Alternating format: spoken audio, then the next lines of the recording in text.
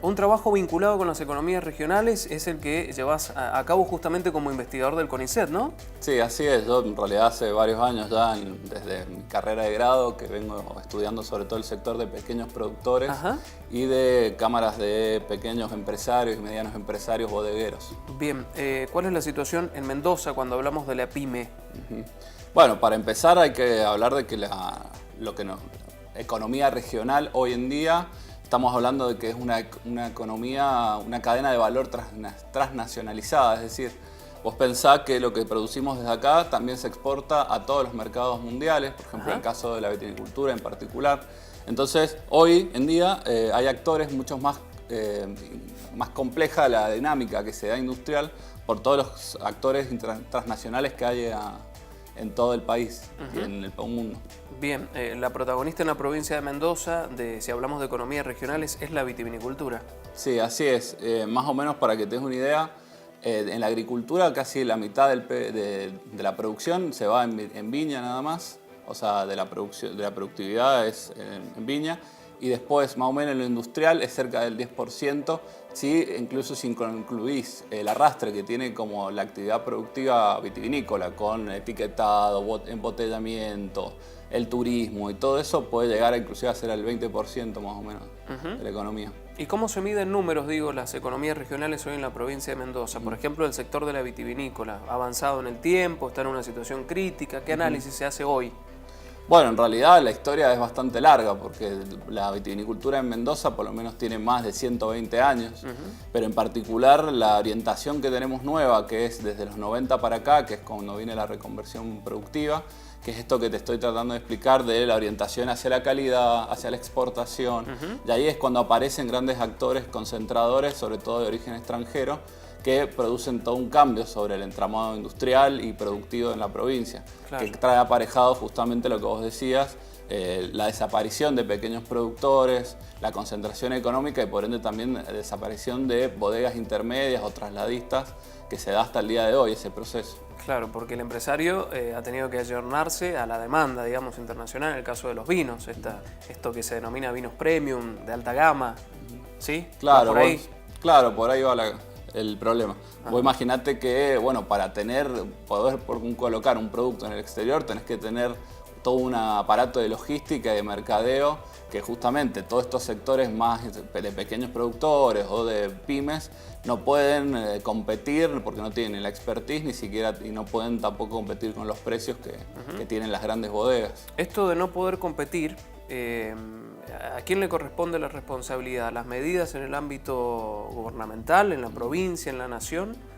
Y yo diría que es un mix de las dos cosas, ¿no? Porque si bien hay políticas macroeconómicas globales que básicamente a los exportadores lo que les interesa es la tasa de cambio, digamos el dólar, pero a la vez también vos pensás que sobre la cadena se descarga mucho de la crisis, que es un poco lo que quería plantear hoy, que es que los grandes grupos bodegueros pueden descargar la crisis a través de, primero, financiando la compra de uva. Por ejemplo, a un productor le están pagando en un año más o menos y vos pensás que con el precio inflacionario que hay, justamente los más débiles están financiando a los más grandes.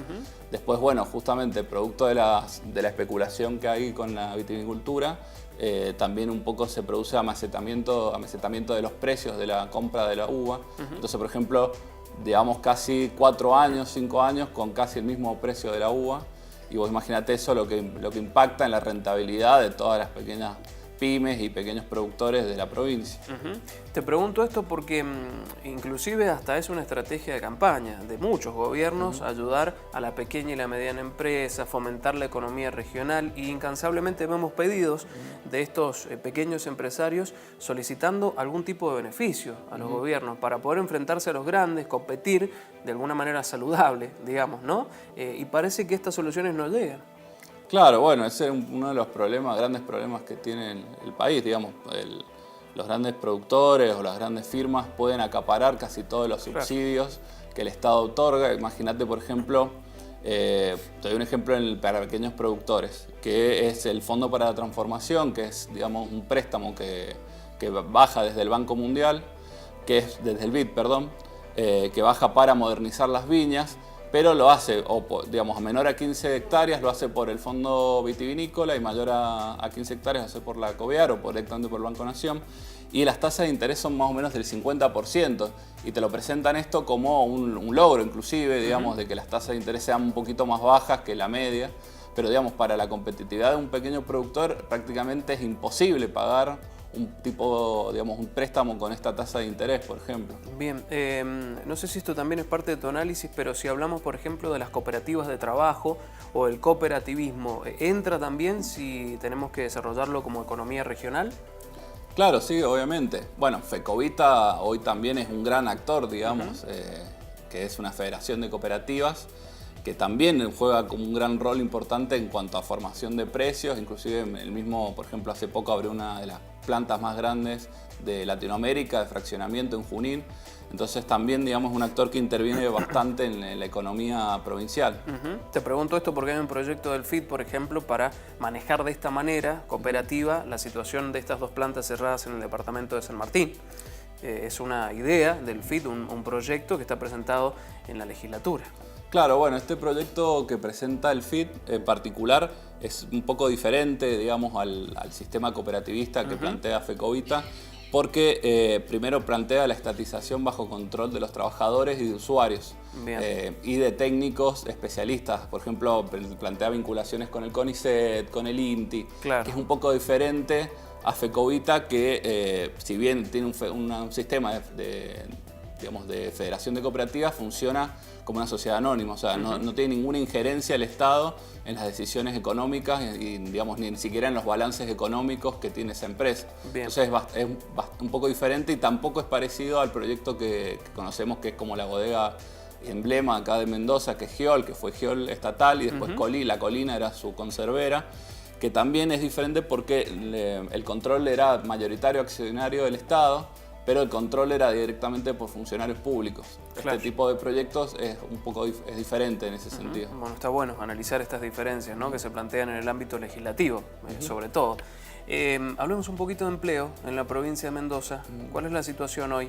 Bueno, producto un poco de la crisis económica generalizada que está teniendo el país, ya un poco en todos los medios ha salido que se ha duplicado la pobreza entre 2017 a 2019, más o menos hemos pasado de un 3% a cerca del 6%, pero en particular esto sobre todo tiene mucho impacto, sobre todo en la juventud y en la parte de las mujeres. O sea, pensamos de la mayoría de las desocupadas, son mujeres y jóvenes, casi llega al 19%, o sea, es una de las tasas más altas que hay dentro de la desocupación. Y bueno, todo este proceso que hay de crisis económica y de cierre de industrias como este tipo generan un efecto de arrastre, porque no solamente es la empresa en sí, sino que es todos los proveedores que tenía esa empresa, que son productores, el servicio de transporte, los negocios que comercializaban muchos de sus productos. O sea, por ejemplo, para la economía de San Martín realmente es un impacto, va a ser muy duro, digamos, el proceso que va a tener este cierre de esta fábrica en particular. Bien, además de económico, decíamos Juan también en otras entrevistas, cultural y social, ¿no? Por hace 70 años que está esa empresa en el departamento de San Martín. Claro, bueno, es como cuando se fue el ferrocarril en muchos lugares que quedaron algunos lugares como pueblos fantasma. Bueno, cuando se van fábricas también empieza a desestructurarse la vida de las ciudades en donde están radicadas. Claro. Y un poco este es el problema que va a tener no solo San Martín, sino que varias fábricas que puedan estar en la misma situación prontamente. Bien, Juan, para dejar un cierre, podríamos decir, esta entrevista y teniendo en cuenta y aprovechando que has investigado durante mucho tiempo sobre las economías regionales, hoy, si tuvieras que definir cuál es el problema principal en la provincia de Mendoza respecto a las economías regionales, ¿cuál sería? Y yo creo que, a ver, hay dos sectores, yo diría. Por un lado, el sector, digamos, de lo que vos estás diciendo, las pymes, el sector de pequeños empresarios y pequeños productores, que yo creo que primero tienen un ahogo financiero tremendo, producto, yo diría, primero de no poder acceder a créditos baratos y con tasas competitivas para poder financiar su producción. Después creo que también, bueno, los problemas de diferimiento impositivo que tienen los pequeños productores pagan casi lo mismo que cualquier otro gran productor, y eso son tasas de interés y de impuestos que son muy altas. Y por otro sector también es el sector, diría, de los trabajadores, que es, digamos, otro sector dentro de otro actor, digamos, dentro de la economía regional, que también está sufriendo mucho, porque imagínate que la última paritaria la cerró más o menos cerca del 15%, y cobra casi 14.000 pesos un empleado de viña. Claro. Entonces hoy la canasta básica está en 22.000 pesos, o sea, imagínate, está por debajo de la línea de pobreza y es uno de los más golpeados, yo diría, en cuanto a sus condiciones de trabajo, su salario y también la continuidad y las condiciones de trabajo. Claro. Competencia desleal, podríamos encerrarlo así de alguna manera, de estos pequeños productores con los grandes, ¿sí? Sí, así es. Bien. Juan, muchas gracias Bueno, por estar muchas con gracias nosotros. por invitarme. Muy amable y muy claro.